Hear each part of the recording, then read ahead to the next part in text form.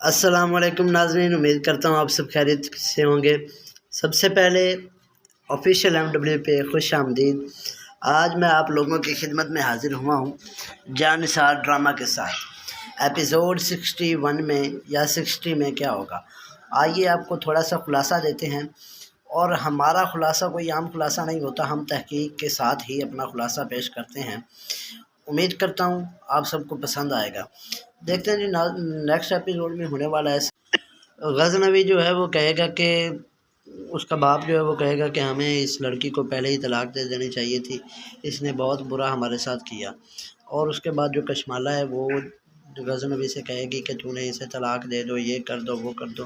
لیکن دیکھیں جان نثار میں غزنوی کیا ایسا کریں گے جس کے اوپر ڈرامہ بن رہا ہے پورا؟ آپ خود سوچیں، اتنا بڑا ڈرامہ ہے، کیا وہ ایسا کر سکیں گے؟